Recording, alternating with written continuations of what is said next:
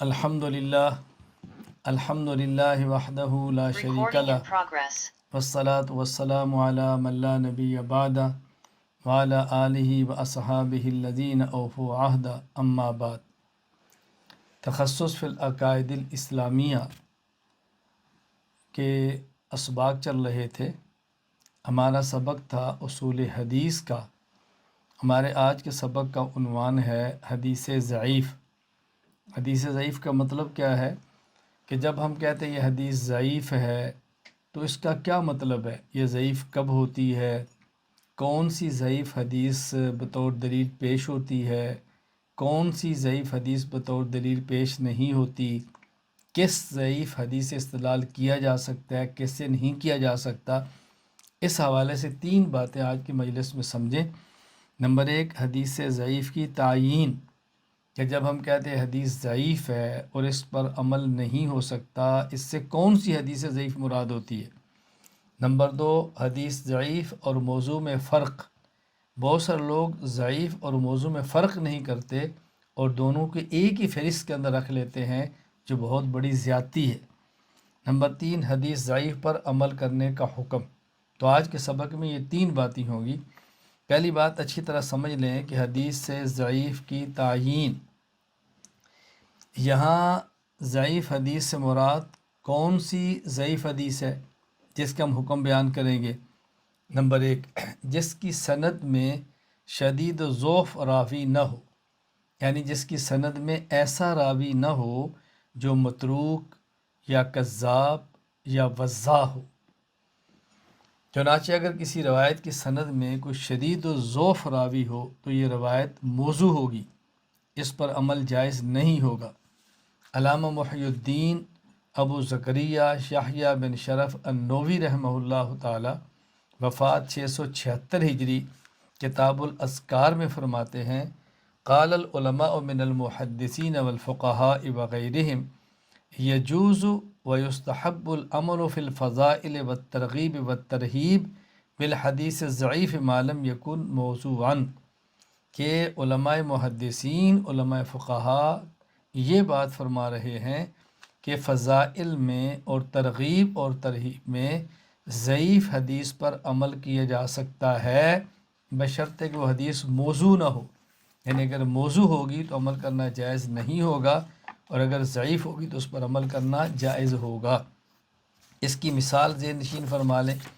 کتاب الخلافیات للبیہقی میں ہے، حضرت عبداللہ بن عمر رضی اللہ تعالی عنہما سے روایت ہے، ان رسول اللہ صلی اللہ علیہ وسلم کان اذا افتتح الصلاۃ رفع یدیہ واذا رکع واذا رفع راسہ من الرکوع، کہ نبی کریم صلی اللہ علیہ وسلم جب نماز کو شروع فرماتے تو رفع الیدین فرماتے، جب رکوع فرماتے رفع الیدین فرماتے، جب رکوع سے سر اٹھاتے رفع الیدین فرماتے، وکان لا یرفع ذلک فی السجود، اور سجدے میں رفع الیدین نہیں کرتے تھے۔ فما زالت تلک صلاۃ رسول اللہ صلی اللہ علیہ وسلم حتی لقی اللہ عز وجل، اور یہ نماز نبی پاک صلی اللہ علیہ وسلم نے ہمیشہ آخری عمر تک ایسے ہی پڑھی ہے۔ اب یہ جو روایت کتاب الخلافیات للبیہقی میں ہے، اس روایت پر عمل کرنا جائز نہیں، کیونکہ یہ حدیث موضوع ہے، ضعیف نہیں بلکہ موضوع ہے۔ اس میں راوی اسمہ بن محمد الانصاری، اس کے بارے میں امام یحییٰ بن معین رحمہ اللہ تعالی تاریخ بغداد میں، اور امام ذہبی رحمۃ اللہ علیہ میزان الاعتدال میں، اور امام عقیلی رحمۃ اللہ علیہ الضعفاء الکبیر العقیلی میں فرماتے ہیں، امام یحییٰ بن معین رحمۃ اللہ علیہ نے فرمایا، کانا کذابا یروی احادیث کذبا، یہ کذاب تھا اور جھوٹی احادیث کو بیان کیا کرتا تھا۔ من اکذب الناس، سب سے بڑا کذاب تھا۔ یضع الحدیث، حدیث کو وضع کیا کرتا تھا، حدیث کو وضع کیا کرتا تھا۔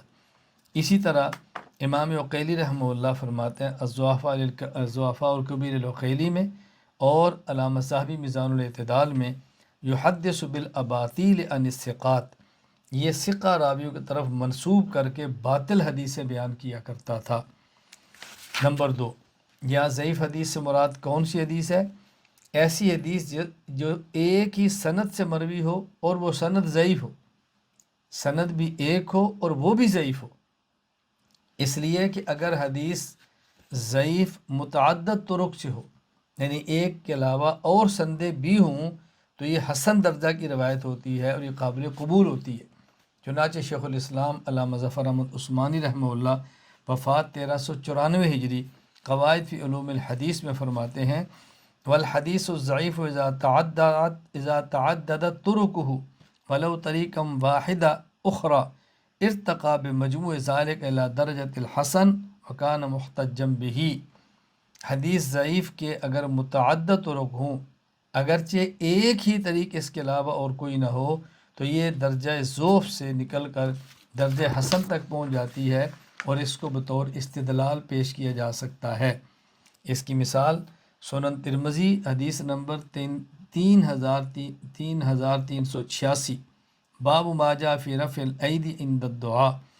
حضرت عمر بن خطاب رضی اللہ عنہ فرماتے ہیں کان رسول اللہ صلی اللہ علیہ وسلم اذا رفع یدیہ فی الدعاء لم یحطہما حتی یمسح بہما وجہہ۔ رسول اکرم صلی اللہ علیہ وسلم جب دعا کے لیے اپنے ہاتھ اٹھایا کرتے تھے تو آپ چہرے پر ملتے اور اس کے بعد پھر ہاتھ نیچے فرمایا کرتے تھے۔ اب یہ حدیث اگرچہ ضعیف ہے لیکن اس پر عمل کرنا جائز ہے۔ کیوں؟ اس لیے کہ اس کے اور طرق موجود ہیں۔ چنانچہ حافظ ابو الفضل احمد بن علی ابن حجر اسقلانی رحمہ اللہ تعالی وفات 852 ہجری لکھتے ہیں حماد بن عیسیٰ بن عبیدۃ بن طفیل الجہنی الواسطی نظیر البصرۃ ضعیف۔ یہ حدیث ضعیف ہے کیونکہ اس میں ایک راوی ہے حماد بن عیسیٰ اور یہ ضعیف راوی ہیں، لیکن چونکہ اس روایت کا ایک اور طریق اور اس کا مؤید موجود ہے، اس سے مل کر یہ روایت حسن لغیر ہی درجہ کو پہنچ جاتی ہے، تو اس پر عمل ہو سکتا ہے۔ چنانچہ حافظ ابو الفضل احمد بن علی ابن حجر اسقلانی رحمہ اللہ وفات 852 ہجری بلوغ المرام میں فرماتے ہیں وَلَهُ شواہد منہا حدیث ابن عباس عن ابی داود ومجموعہما یقتضی انہ حدیث حسن۔ تو اس کا چونکہ اور شواہد بھی ہیں، اس لیے حدیث مجموعی طور پر حسن ہے، یہ حدیث ضعیف نہیں رہتی۔ اسی طرح جب ہم کہتے ہیں حدیث ضعیف ہے، اس پر عمل کرنا جائز نہیں، اس سے وہ حدیث مراد ہوتی ہے جس کے متن کو تلقی بالقبول حاصل نہ ہو۔ تلقی بالقبول کا معنی یہ ہوتا ہے ایک حدیث کی سند اور ایک حدیث کا متن۔ سند تو ضعیف ہے لیکن اس کے متن سے جو مسئلہ ثابت ہو رہا ہے اس کو امت نے قبول کیا ہے، فقہاء نے لیا ہے، محدثین نے لیا ہے، لہٰذا اس حدیث پر عمل کرنا جائز ہے۔ چنانچہ علامہ جلال الدین عبد الرحمن بن ابو بکر السیوطی رحمہ اللہ وفات 911 ہجری تدریب الراوی میں لکھتے ہیں یحکم للحدیث بالصحۃ اذا تلقاہ الناس بالقبول وان لم یکن لہ اسناد صحیح۔ حدیث پر صحت کا حکم لگایا جائے جب اسے لوگوں نے تلقی بالقبول کے طور پر لیا ہو، اگرچہ اس کی سند صحیح نہ ہو۔ اس کی مثال حضرت ابو ہریرہ رضی اللہ تعالیٰ عنہ فرماتے ہیں جاء رجل الی رسول اللہ صلی اللہ علیہ وسلم، رسول اکرم صلی اللہ علیہ وسلم کی خدمت میں ایک شخص آیا اور انہوں نے عرض کیا رسول اللہ انا نرکب البحر، ہم سمندر میں سفر کرتے ہیں، ونحمل معنا القلیل من الماء، ہمارے پاس کشتی میں تھوڑا سا پانی ہوتا ہے، فإن توضأنا به عطشنا، اگر ہم اس پانی کو پی لیں تو ہمیں پیاس بہت لگے گی، افنتوضأ به، کیا ہم سمندر کے پانی سے وضو کر سکتے ہیں؟ جو پانی ہمارے پاس موجود ہے اگر پی لیا تو ختم ہو جائے گا اور پیاس لگے گی، تو ہم اس کو پینے کے لیے رکھے اور سمندر کے پانی سے وضو کر سکتے ہیں؟ رسول اکرم صلی اللہ علیہ وسلم فرمایا هو الطہور ماؤہ الحل میتتہ، کہ سمندر کا پانی طہور ہے، یعنی اس سے پانی سے وضو کریں، اس سے غسل کریں، ایسے ہی ہے جیسے دوسرے پانی ہوتے ہیں، اور اس کا مردار یہ حلال ہے جیسے مچھلی ہے۔ اب یہ دیکھیں علامہ جلال الدین عبد الرحمن بن ابو بکر السیوطی رحمہ اللہ وفات 911 ہجری تدریب الراوی لکھتے ہیں کہ یہ جو حدیث ہے قال ابن عبد البر فی الاستذکار لما حکا عن الترمذی ان البخاری صحح حدیث البحر هو الطہور ماؤہ، امام ابن عبد البر رحمہ اللہ نے جب امام ترمذی بات نقل کی کہ امام بخاری رحمہ اللہ حدیث هو الطہور ماؤہ کو صحیح قرار دیا ہے، تو فرمایا بأہل الحدیث لا یصححون مثل اسنادہ، کہ محدثین اس روایت کو اس قسم کی سند کی وجہ سے صحیح قرار نہیں دیتے، یعنی حدیث ضعیف ہے لیکن حدیث عندی صحیح لأن العلماء تلقوہ بالقبول، لیکن یہ حدیث میرے یہاں صحیح ہے، صحیح ہونے کی وجہ اس حدیث کو تلقی بالقبول حاصل ہے، یعنی اس کے متن پر عمل کیا جا رہا ہے، لہذا حدیث صحیح ہے۔ نمبر 4، حدیث ضعیف پر عمل کرنا کب جائز نہیں ہوگا؟ جبکہ ضعیف حدیث ایسی حدیث ہو جس کے متن پر امت کا اجماع نہ ہو۔ اگر حدیث کی سند ضعیف ہو اور اس کے متن پر امت کا اجماع ہو جائے، اس حدیث پر بھی عمل کرنا جائز ہے۔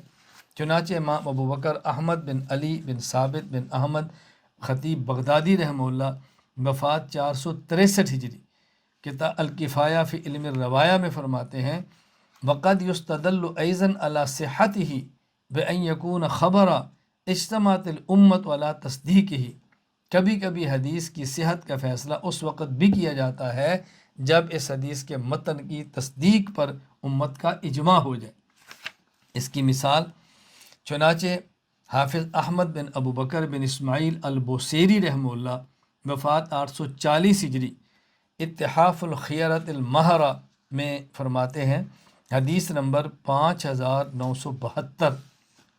حدیث پاک کیا ہے؟ جابر بن عبداللہ رضی اللہ عنہ فرماتے ہیں رسول اکرم صلی اللہ علیہ وسلم فرمایا من قرأ 1000 آیت کتب اللہ لہ قنطارا، کہ جو قرآن کریم کی 1000 آیت کی تلاوت کرے اللہ تعالیٰ اس کے لیے 1 قنطار کے برابر ثواب لکھ دیتے ہیں۔ والقنطار 100 رطل، اور 1 قنطار 100 رطل کا ہوتا ہے۔ والرطل 12 اوقیہ، اور 1 رطل 12 اوقیہ کا ہوتا ہے۔ والاوقیۃ 6 دنانیر، اور 1 اوقیہ 6 دینار کا ہوتا ہے۔ والدینار 24 قیراطا، اور 1 دینار 24 قیراط کا ہوتا ہے۔ والقیراط مثل احد، اور 1 قیراط احد پہاڑ کے برابر ہے۔ تو آپ اندازہ فرمائیں 1000 آیات قرآنیہ تلاوت کرنے پر کتنا زیادہ اجر ملتا ہے کہ انسان اس کا تصور بھی نہیں کر سکتا۔ آپ اس وقت ہلکی سی اگر کیلکولیشن کریں تو میں آپ خدمت میں عرض کرتا ہوں کہ 1000 آیت پر 1 قنطار کا اجر ملتا ہے، اور 1 قنطار 100 رطل کا ہے، 100 رطل، اور 1 رطل 1200 اوقیہ کا ہے۔ اس کا معنی 1200 اوقیہ ہو گیا نا، اس کا معنی 1200 اوقیہ، اور 1 اوقیہ 6 دینار کا ہے، یہ ہو گئے 7200، اور 1 دینار 24 قیراط کا ہے، یہ بن گئے 1,72,800، 1,72,800 قنطار، اور فرمایا 1 قیراط احد پہاڑ کے برابر ہے، گویا 1,72,800 احد پہاڑ کا اجر اللہ دیتے ہیں اگر ایک انسان 1000 قرآن کریم کی 1000 آیات کی تلاوت کرے۔ دینا تو اللہ نے ہے نا، اللہ کے خزانوں میں کیا۔ اور یہ جو احد پہاڑ ہے، اس کا معنی احد پہاڑ یہ پتھر کا نہیں، اس کا مطلب احد پہاڑ سونے کا، جو کہ یہ لکھا جا رہا ہے نا قنطار، تو قنطار سے مراد ہے کہ پتھر کا، وہ ایک یعنی اتنی بڑی مقدار میں آپ احد پہاڑ سونے کے کیسے خرچ کر سکتے ہیں۔ اب دیکھو یہ جو حدیث پاک میں نے خدمت میں تلاوت کی ہے، امام ابو عمر یوسف بن عبداللہ بن محمد ابن عبد المر المالکی رحمہ اللہ وفات 463 ہجری التمہید لما فی الموتى من المعانی والاسانید، اس میں فرماتے ہیں وقت جو رویہ عن جابر بن عبداللہ رضی اللہ تعالی عنہما باسناد لا یصح ان النبی صلی اللہ علیہ وسلم قال الدینار 24 قیراطا، اس حدیث میں یہ لفظ ہے نا کہ اللہ کے نبی نے فرمایا کہ دینار 24 قرات کا ہوتا ہے، فرمایا یہ حدیث صحیح سند سے ثابت نہیں ہے۔ وَهَذَا الْحَدِيثُ وَإِن لَّمْ يَصِحَّ إِسْنَادُهُ فَفِي قَوْلِ جَمَاعَةِ الْعُلَمَاءِ بِهِ وَإِجْمَاعِ النَّاسِ عَلَىٰ مَعْنَاهُ مَا يُغْنِي عَنِ الْإِسْنَادِ فِيهِ، لیکن اس حدیث کے معنی پر چونکہ علماء امت کا اتفاق ہے، اس لیے اب اس حدیث کی سند کو نہیں دیکھا جائے گا، بلکہ اب سند کی ضرورت نہیں رہتی۔ نمبر 5، یعنی ضعیف حدیث پر عمل کرنے کی کب اجازت نہیں ہوگی؟ پانچویں شرط یہ ہے کہ ضعیف حدیث سے مراد ایسی حدیث ہے جس سے کسی مجتہد نے استدلال نہ کیا ہو۔ اگر مجتہد حدیث سے استدلال کر لے وہ حدیث ضعیف نہیں رہتی۔ چنانچہ علامہ محمد امین بن عمر ابن عابدین شامی رحمہ اللہ وفات 1252 ہجری، رد المختار جسے فتاوی شامیہ کہتے ہیں، تو اس میں لکھتے ہیں ان المجتہد اذا استدل بحدیث کان تصحیحا لہ، کہ مجتہد اگر کسی حدیث سے استدلال کر لے تو اس کا استدلال کر لینا یہ دلیل ہے اس حدیث کے صحیح ہونے کی، اگرچہ وہ سندن ضعیف ہی کیوں نہ ہو، لیکن تب بھی وہ حدیث صحیح شمار کی جائے گی۔ اب آپ ایک بار اس کو پھر توجہ سے سماعت فرما لیں تاکہ الجھن نہ ہو کہ جب ہم کہتے ہیں کہ ضعیف حدیث پر عمل نہیں کرنا چاہیے تو اس سے مراد کیا ہے؟ اس کا مطلب یہ ہے 5 باتوں کو ذہن میں رکھنا چاہیے۔ اگر کوئی حدیث سندن ضعیف ہو لیکن اس کے اندر شدید ضعف نہ ہو، اگر شدید ضعف ہوگا اور اس کو موضوع شمار کیا جائے گا پھر عمل کرنا جائز نہیں ہے۔ اگر شدید ضعف نہ ہو تو عمل کیا جا سکتا ہے۔ نمبر 2، اگر حدیث سند کے اعتبار سے ضعیف ہو اور ایک سند نہیں کئی سندوں سے ثابت ہو، سند میں طرق میں تعدد آ جائے، تب بھی اس پر عمل کرنے کی گنجائش موجود ہے۔ نمبر 3، حدیث سندن ضعیف ہے لیکن اس کے متن کو تلقی امت بالقبول حاصل ہو جائے، تب بھی حدیث پر عمل کیا جا سکتا ہے۔ اسی طرح حدیث ضعیف ہو اور اس کے متن پر اجماع ہو جائے، تب بھی اس پر عمل کیا جا سکتا ہے۔ اسی طرح حدیث اگر ضعیف ہو اور مجتہد نے اس سے استدلال کر لیا ہو، تب بھی اس پر عمل کیا جا سکتا ہے۔ دوسری بات کہ حدیث ضعیف اور موضوع میں فرق کیا ہے؟ ضعیف اور موضوع کا لغوی معنی الگ الگ ہے۔ ضعیف کا لغوی معنی دکتور محمود احمد الطحان تیسیر مصطلح الحدیث میں لکھتے ہیں الضعیف لغتاً ضد القوی والضعف حسی و معنوی والمراد به ها هنا ضعف المعنوی۔ ضعیف قوی کے مقابلے میں آتا ہے اور ایک ہوتا ہے ضعف حسی اور ایک ہوتا ہے معنوی۔ حسی جو نظر آ رہا ہو اور معنوی جو نظر نہ آئے، تو یہ یعنی محسوس ہونے والی ہاتھوں سے اس کو حسی کہتے ہیں، اور یہاں اس سے مراد معنوی ہے۔ اور موضوع کسے کہتے ہیں؟ تیسیر مصطلح الحدیث کے اندر ہے، یعنی کتاب المنجد میں ہے الموضوع الاحادیث الموضوعۃ المختلقہ، کہ یہ موضوع کہتے ہیں ان باتوں کو جو گھڑی جائیں۔ نمبر 2، ضعیف اور موضوع حدیث کا معنی الگ الگ ہے، اصطلاحی معنی بھی الگ الگ ہے۔ ضعیف کا معنی کیا ہے؟ شیخ الاسلام مولانا ظفر احمد عثمانی رحمہ اللہ تعالی وفات 1394 ہجری قواعد فی علوم الحدیث میں فرماتے ہیں والضعیف ما لم یجمع صفت الحسن، ضعیف وہ حدیث ہے کہ جس کے اندر حسن حدیث کی صفات نہ پائی جائیں۔ دکتور محمود احمد الطحان تیسیر و مصطلح الحدیث میں لکھتے ہیں هو الکذب المختلق المصنوع المنسوب الی رسول اللہ صلی اللہ علیہ وسلم، وہ جھوٹی گھڑی گئی بات جس کی نسبت غلط نبی کریم صلی اللہ علیہ وسلم کی طرف کر دی جائے۔ تو نمبر 1، ضعیف اور موضوع کا لغوی معنی الگ ہے۔ دوسرا فرق، ضعیف اور موضوع کا اصطلاحی اور شرعی معنی الگ ہے۔ نمبر 3، مستحب حکم کے ثبوت کے لیے حدیث ضعیف کافی ہے، جبکہ موضوع سے استحباب اور حکم مستحب ثابت ہرگز نہیں ہوتا۔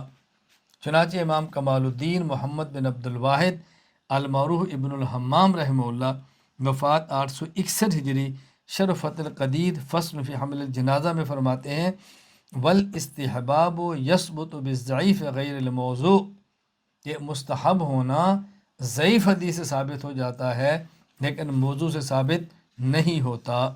نمبر 4، ضعیف حدیث قیاس پر مقدم ہوتی ہے جبکہ موضوع حدیث پر قیاس مقدم ہوتا ہے. یعنی اگر ضعیف اور حدیث اور قیاس آ جائے تو قیاس کو چھوڑ کے ضعیف حدیث کو لیں گے، لیکن اگر موضوع حدیث اور قیاس آ جائے تو موضوع کو رد کر دیں گے اور قیاس پر عمل کریں گے. ان الحدیث الضعیف یقدم علی القیاس بخلاف الحدیث الموضوع. حدیث ضعیف یہ قیاس پر مقدم ہے بخلاف حدیث موضوع کے. فإن القیاس مقدم علی، اس لیے کہ قیاس حدیث موضوع پر مقدم ہوتا ہے. نمبر 5، اگر کسی مسئلہ میں نصوص باہم متعارض ہو یا کسی نص میں بہت سارے معنی کا احتمال ہو یا نص میں اجمال ہو، اس صورت میں حدیث ضعیف کے ذریعے ایک نص کو دوسری پر ترجیح جا سکتی ہے، ایک معنی کو دوسرے معنی پر ترجیح دی جا سکتی ہے اور مجمل روایت کا اجمال دور کیا جا سکتا ہے. لیکن موضوع حدیث کی بنیاد پر نہ ترجیح دے سکتے ہیں، نہ معنی کو ترجیح دے سکتے ہیں اور نہ ہی اجمال کو دور کیا جا سکتا ہے، ابہام کو ختم کیا جا سکتا ہے. موضوع اور ضعیف میں یہ بہت بڑا فرق ہے، اس کو ذہن نشین فرما لیں. اذا كانت النصوص متعارضة او كان في نص معان كثيرة محتملة، اگر کئی ایک نصوص کا باہمی تعارض ہو یا ایک نص میں کئی معانی کا احتمال ہو، او كان في النص اجمال، یا ایک نص کے اندر اجمال ہو، فيمكن ترجیح نص من النصوص، تو نصوص میں سے ایک نص کو ترجیح دینا، بل معنی من المعانی المحتملہ، اور معنی محتملہ سے ایک احتمالی معنی کو ترجیح دینا، او تفسیر الاجمال، یا اجمال کو کی تفصیل کرنا، بالحدیث ضعیف، حدیث ضعیف سے جائز ہے، بخلاف الحدیث الموضوع، بخلاف حدیث موضوع کے. فإنه لا يمكن ترجیح نص من النصوص المتعارضہ، کہ نصوص متعارضہ میں سے ایک نص کو دوسری نص پر حدیث موضوع سے ترجیح بھی نہیں دے سکتی. او معنی من المعانی المحتملہ، نہ ہی معنی محتملہ میں سے ایک معنی محتمل کو ترجیح دے سکتے ہیں. او تفسیر الاجمال بالحدیث الموضوع، اور نہ ہی حدیث موضوع سے کسی اجمال کی تفصیل کی جا سکتی ہے. فرق نمبر 6، ضعیف حدیث کی سندیں اگر متعدد ہوں تو وہ درجہ حسن کو پہنچ جاتی ہے، اور موضوع کی جتنی بھی اسناد ہوں وہ موضوع ہی رہتی ہے، وہ ضعیف بھی نہیں ہوتی کہ جائے کہ وہ حسن کے درجے کو پہنچ جائے. چنانچہ شیخ الاسلام مولانا ظفر عثمانی رحمہ اللہ وفات 1394 ہجری قواعد فی علوم الحدیث میں لکھتے ہیں، ان الضعیف اذا تعددت طرقه او تؤید بما یرجح قبوله فهو الحسن لغیرہ. حدیث ضعیف اگر متعدد طرق سے مروی ہو یا اسے ایسی تائید حاصل ہو جس کی وجہ سے قبولیت کی جہت کو ترجیح دی جائے، اسے حسن لغیرہ کہتے ہیں. ان الحدیث الموضوع یکون موضوعا مکذوبا غیر مقبول وان تعددت طرقه. میں یہ بات کہتا ہوں کہ حدیث موضوع ہی رہتی ہے، یہ جھوٹی ہی رہتی ہے، غیر مقبول ہوتی ہے اگرچہ اس کے کئی طرق آ جائیں. 7واں فرق یہ ہے، حدیث ضعیف یہ منسوب الی الرسول ہوتی ہے صلی اللہ علیہ وسلم، اور حدیث موضوع مکذوب علی الرسول ہوتی ہے صلی اللہ علیہ وسلم. یعنی حدیث ضعیف وہ ہے کہ جس کی نسبت اللہ کے پیغمبر کی طرف ہوتی ہے، اور حدیث موضوع اللہ کے پیغمبر پر یہ جھوٹ اور بہتان ہوتا ہے، اس کی نبوت کی طرف ہرگز نسبت نہیں ہوتی. ان الحدیث الضعیف ینسب الی رسول اللہ صلی اللہ علیہ وسلم بخلاف الموضوع فإنه المکذوب علیہ صلی اللہ علیہ وسلم فلیس معاملتہما علی حد سواء. 8واں فرق،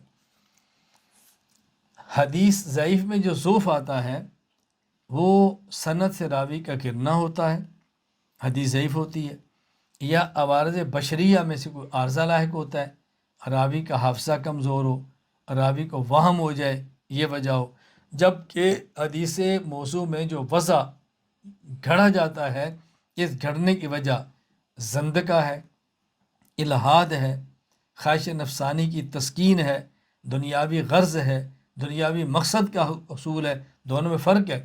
یعنی حدیث کے ضعیف ہونے کی وجہ کوئی انسانی عذر ہے، اور حدیث کے موضوع ہونے کی وجہ الہاد، زندقہ اور نفسان خواہشات نفسانیہ ہے. دونوں میں فرق اچھی طرح سمجھ لیں. ان سبب ضعف الحدیث اما سقط الراوی فی السند، حدیث ضعیف ہوتی ہے سند میں کوئی راوی گر جاتا ہے، اب العوارض البشریہ من سوء حفظ، یا کوئی عوارض بشری آتے ہیں، حافظہ کمزور ہو گیا، او وہم یا وہم ہو گیا، او غلط یا غلطی لگ گئی، بخلاف الحدیث الموضوع، بخلاف حدیث موضوع کے، فإن له اسباب، اس لیے کہ اس کے لیے کئی ایک اسباب ہوتے ہیں، کئی ایک اس کے لیے اسباب ہیں، جیسے زندقہ ہے، الہاد ہے، خواہشات ہیں، اور اغراض دنیاوی ہیں۔ 9 نمبر فرق، ضعیف روایت کے ضعف کو بیان کیے بغیر حدیث کو بیان کرنا جائز ہے۔ کوئی آدمی حدیث ضعیف بیان کرے اور یہ نہ بتائے کہ ضعیف ہے، اور وجہ ضعف کو بیان نہ کرے، تب بھی جائز ہے۔ لیکن موضوع روایت کو یہ بتائے بغیر کہ یہ موضوع ہے، میں اس لیے بتا رہا ہوں کہ آپ کے علم کے اندر آئے کہ گھڑنتو ہے، جھوٹ ہے، من گڑتا ہے، یہ وضاحت کیے بغیر اس کو بیان کرنے کی کوئی گنجائش نہیں۔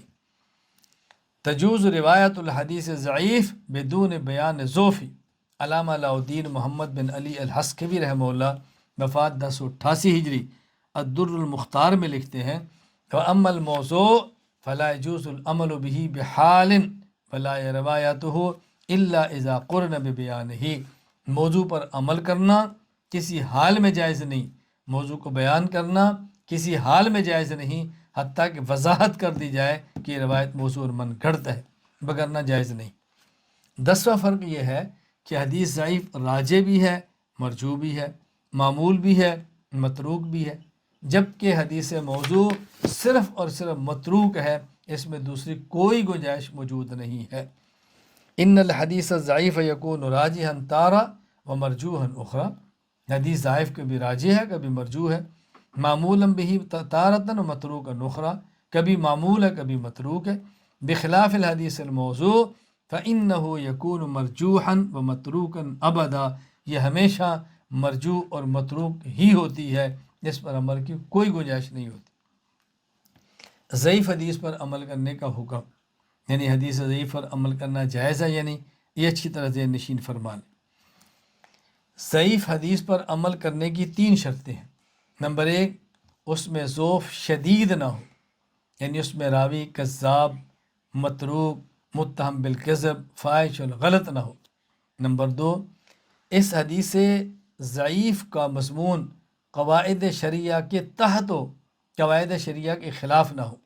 نمبر 3، اس پر عمل کرتے وقت اس کے سنت اور ثبوت کا عقیدہ نہ رکھا جائے، یعنی اس کو رسول اللہ صلی اللہ علیہ وسلم سے یقینی ثابت نہ سمجھا جائے، بلکہ یہ سمجھ کر کہ چونکہ اس کا مضمون قواعد شریعہ کے تحت ہے، لہذا امید ہے اللہ اس پر اجر عطا فرما دیں گے۔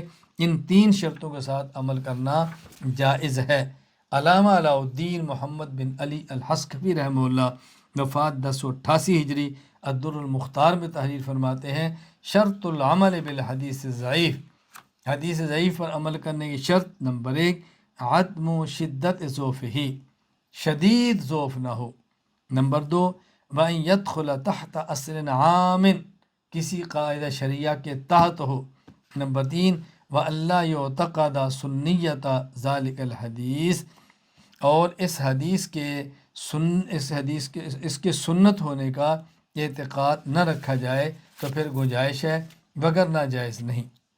یہاں میں بطور فائدہ کے اس کے آخر میں چند ایک حوالہ جات اس بات پر پیش کر رہا ہوں کہ ضعیف حدیث کو فضائل میں، ترغیب میں، ترہیب میں، حکایات میں، قصص میں بیان کرنا جائز ہے۔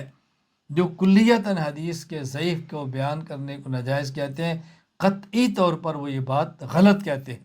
میں چند ایک حوالہ جات اکابرین امت کے پیش کرتا ہوں۔ نمبر 1، امام عبد الرحمن بن مہدی رحمہ اللہ، وفات 198 ہجری، المستدرک علی الصحیحین، فرماتے ہیں، اذا روینا عن النبی صلی اللہ علیہ وسلم فی الحلال والحرام والاحکام شددنا فی الاسانید وانتقدنا الرجال، کہ جب ہم نبی پاک صلی اللہ علیہ وسلم سے روایت بیان کریں حلال و حرام اور احکام میں، تو ہم اسناد میں بہت شدت اختیار کرتے ہیں اور رجال کی خوب تحقیق اور تفتیش کرتے ہیں۔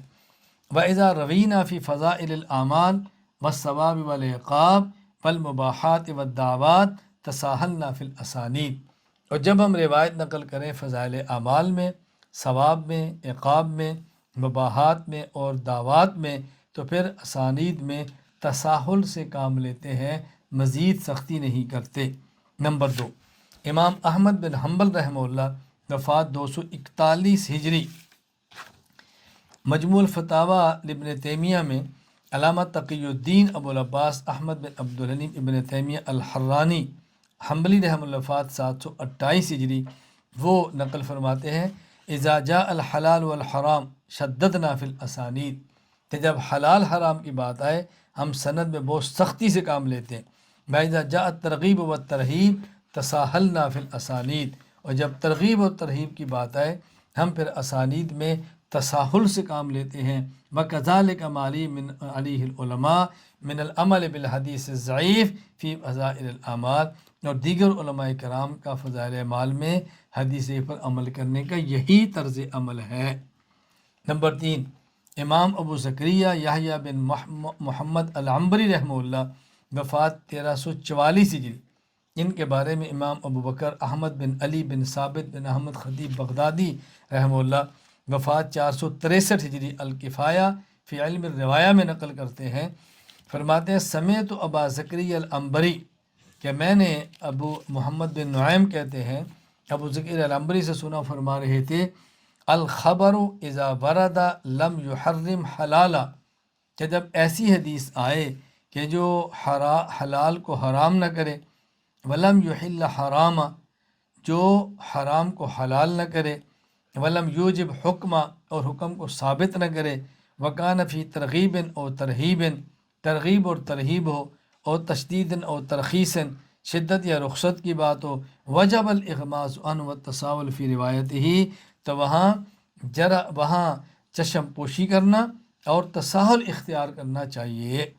نمبر 4، امام ابو زکریا یحییٰ بن شرف النووی رحمہ اللہ، وفات 676 ہجری، وفات 676 ہجری، کتاب الاذکار میں فرماتے ہیں قال العلماء من المحدثین والفقہاء وغیرہم یجوز ویستحب العمل فی الفضائل والترغیب والترہیب بالحدیث الضعیف ما لم یکن موضوعا۔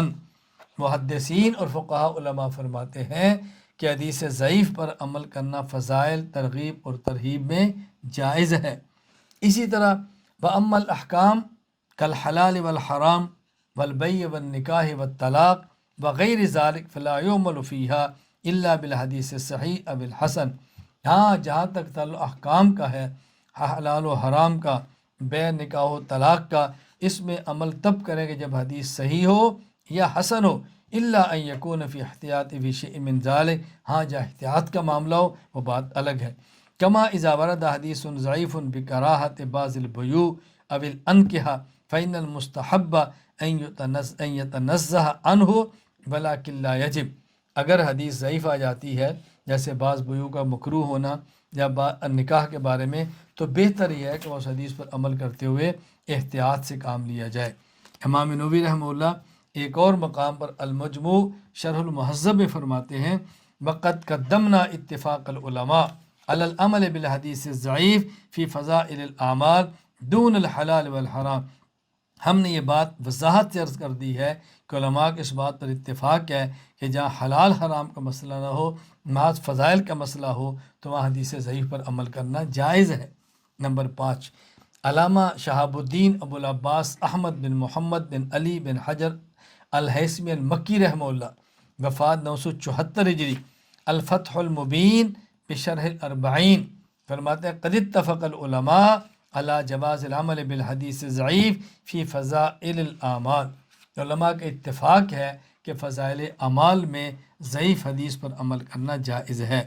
سلطان المحدثین ملا علی بن سلطان محمد القاری الحروی الحنفی رحمہ اللہ، وفات 1014 ہجری، مرقات المفاتیح شرح مشکات المصابیح میں لکھتے ہیں ومن المقرر ان الحدیث الضعیف یعمل به فی فضائل الاعمال، فضائل اعمال میں ضعیف حدیث پر عمل کرنا یہ طے شدہ ہے۔ اور ایک اور جگہ مرقات المفاتیح میں لکھتے ہیں وقد اتفق الحفاظ علی جواز العمل بالحدیث الضعیف فی فضائل الاعمال، محدثین کا اتفاق ہے فضائل اعمال میں ضعیف حدیث پر عمل کرنا جائز ہے۔ نمبر 7، مولانا ابو الحسنات عبدالحی لکھنوی رحمہ اللہ، وفات 1304 ہجری، الاجوبۃ الفاضلہ میں فرماتے ہیں فإن الحدیث الضعیف معتبر فی فضائل الاعمال عند جمیع العلماء من ارباب الکمال، کہ تمام اصحاب کمال علماء کے ہاں فضائل اعمال میں ضعیف حدیث پر عمل کرنا جائز ہے۔ علماء کرام، طلباء اعزام، آپ نے تفصیل کے ساتھ یہ بات سمجھ لی کہ فضائل اعمال میں ضعیف حدیث پر عمل کرنا جائز ہے، اور بسا اوقات احکام میں بھی ضعیف حدیث پر عمل کرنا جائز ہے۔ اور شرائط میں نے عرض کر دی ہے، جو لوگ صرف اس بنیاد پہ حدیث کو رد کرتے ہیں کہ یہ ضعیف ہے اور ان کو موضوع کے ساتھ ملا دیتے ہیں، وہ قطعی طور پر غلطی پر ہیں۔ اللہ تعالیٰ مجھے اور آپ سب کو اصول حدیث کی روشنی میں احادیث کو سنانے کی، سمجھانے کی اور اس پر عمل کرنے کی اور امت میں عام کرنے کی توفیق عطا فرمائے۔ وآخر دعوانا ان الحمد للہ رب العالمین۔ السلام علیکم ورحمۃ اللہ وبرکاتہ۔